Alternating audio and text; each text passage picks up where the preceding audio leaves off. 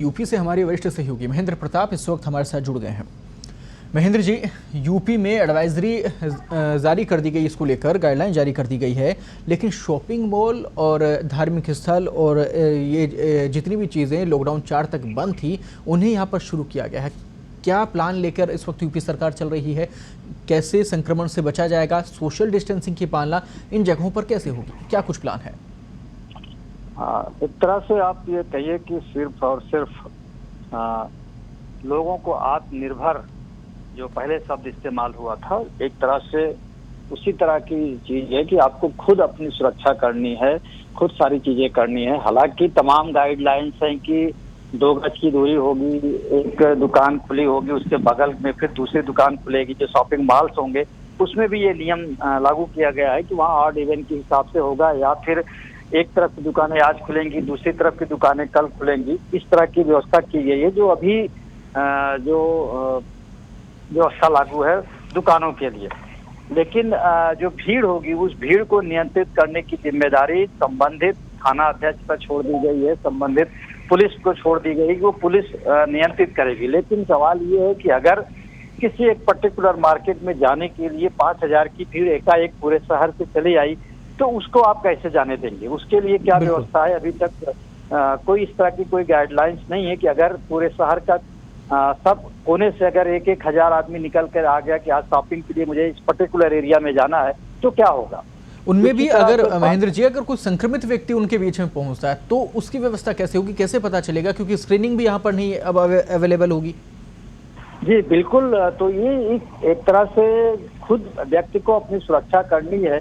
सिर्फ और सिर्फ मास्क लगा लेने से और इस तरह से कर लेने से मुझे नहीं लगता है कि पूरी की पूरी ये सुरक्षा हो पाएगी। और रही बात इसके किस तरह से स्क्रीनिंग करेंगे, सरकार रोज ये बयान देती है कि हम जल्दी ही 10,000 की जांच शुरू करेंगे, जल्दी ही 10,000 की जांच शुरू करेंगे, लेकिन अब तक इस दिशा में कहीं कुछ भी होता नहीं दिख रहा। सार्वजनिक परिवहन की भी व्यवस्थाएं शुरू कर दी गई हैं कि जो अभी तक छोटे वाहन टैक्सी, टेम्पो या इलेक्ट्रिक रिक्शे जो थे वो चल रहे थे, अब वो सारे के सारे जब चलने लग जाएंगे तो उनमें भी जो लोग बैठ रहे हैं, कितने वाहनों पर पुलिस या इस तरह के लोग ये निगरानी रख पाएंगे कि साहब इस पे 2 ही आदमी क्यों बैठे हैं, इस पे 4 क्यों बैठ गए या 3 क्यों बैठ गए? तो पुलिस के सामने एक निश्चित रूप से बहुत बड़ी चुनौती है। और वो पुलिस जो पिछले 3 महीने से लगातार ड्यूटी कर रही है और अब तो लॉकडाउन से की जो तनाव है उसके ऊपर पूरी तरह से हावी है, तो वो पुलिस कैसे नियंत्रण रखेगी इन सब तमाम चीजों पर, ये थोड़ा सा कहना मुश्किल होगा। इसके अलावा सारे ऑफिस खुल रहे हैं, ऑफिस की भीड़ होगी, ऑफिस में जो लोग हैं उनमें भीड़ होगी। ऑफिस में भी तमाम ऐसे ऑफिस हैं जिनमें बैठने की इतनी कम जगह है, तो उनमें कैसे किया जाएगा? खास करके गवर्नमेंट ऑफिस में वर्क फ्रॉम होम की बात तो की जा रही, लेकिन तमाम ऐसे ऑफिस हैं जहाँ पर वर्क फ्रॉम होम जैसी कोई कॉन्सेप्ट नहीं है। दूसरे चाहे वो प्राइवेट कर्मचारी हो या फिर सरकारी कर्मचारी, वर्क फ्रॉम होम काम तो कर रहे हैं, लेकिन किसी को डाटा या इस तरह की चीजें न तो सरकारी व्यवस्था में उपलब्ध है न प्राइवेट व्यवस्था में उपलब्ध है। तो अब लोग अपने जो डेटा का खर्च है उसको भी उठाने में सक्षम नहीं, तो निश्चित रूप से सब अब ऑफिस जाना शुरू करेंगे। तो एक जो पूरी भीड़ होगी बाजार की, दुकानों के खुलने की, वो एक बड़ी चुनौती है सरकार के सामने कि कैसे उसको नियंत्रित किया जाएगा। जी महेंद्र जी, पहले व्यवस्था ये थी लॉकडाउन 4 तक कि जो भी प्रवासी आ रहे हैं उनकी स्क्रीनिंग होती थी और इसके साथ में ही जो भी संदिग्ध नजर आते थे या फिर रैंडम सैंपलिंग उसको लेकर फिर स्क्रीनिंग होती थी, तो उससे पॉजिटिव केस सामने आ रहे थे। अब जब लॉकडाउन खुल चुका है एक प्रकार से और अनलॉक 1 शुरू हो गया है, अनलॉक 1 में तमाम ये राहतें दे दी गई हैं, तो इसको लेकर क्या गारंटी है कि पब्लिक वहां पर पहुंचेगी कि मेरी आप जांच कीजिए? कोई भी व्यक्ति अपनी तरफ से जाकर क्यों ये कहेगा कि उसकी जांच हो? तो इसको लेकर कैसे निपटेगा प्रशासन? इसको लेकर क्या कुछ तैयारी है? क्योंकि अगर घर ही बैठे रहेंगे और अगर किसी को खांसी जुकाम होगी, वो कोरोना की जांच नहीं करवाएगा, तो कैसे पता चलेगा कि उस व्यक्ति से कितने लोग संक्रमित हो गए?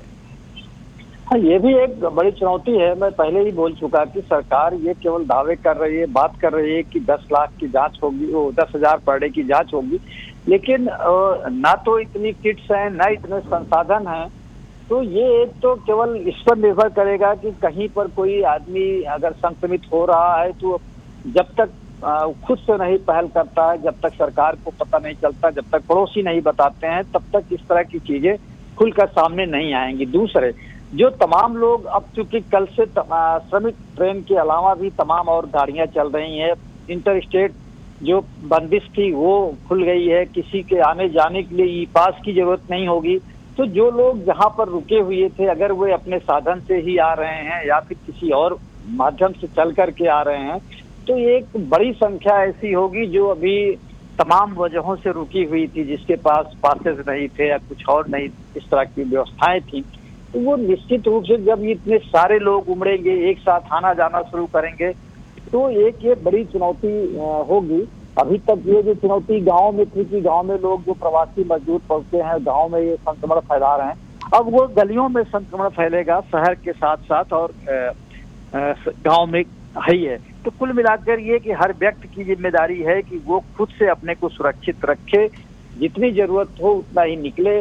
बाकी सरकार के पास ऐसी कोई व्यवस्था नहीं है कि उत्तर प्रदेश की बात करें तो 25-30 करोड़ की आबादी वाला प्रदेश है ये, इतने लोगों की जांच करना कतई संभव नहीं है।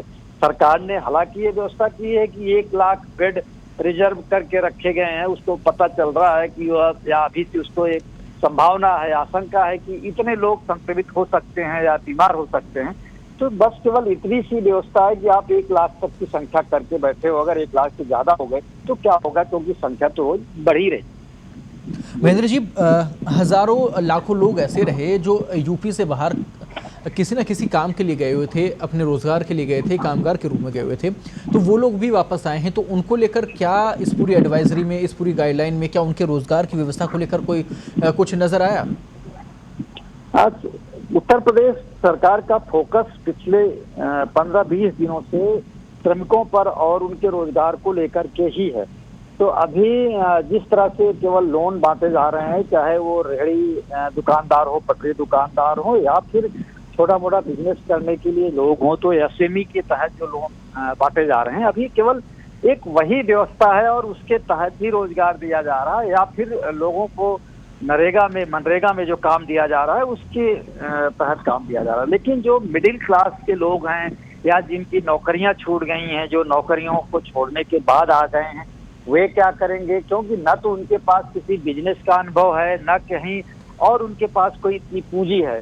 तो सरकार के पास ऐसे लोगों की संख्या बहुत ज्यादा है जो मिडिल क्लास के लोग हैं, जो कहीं 20,000 की नौकरी कर रहे थे, 25,000 की नौकरी कर रहे थे, या बाबू थे, क्लर्क थे, या कुछ इस तरह के कामों में लगे हुए थे। तो ऐसे लोगों के लिए अभी फिलहाल सरकार के पास कोई योजना नहीं है कि उन्हें कहाँ पे लगाया जाए, उन्हें कहाँ काम दिया जाएगा।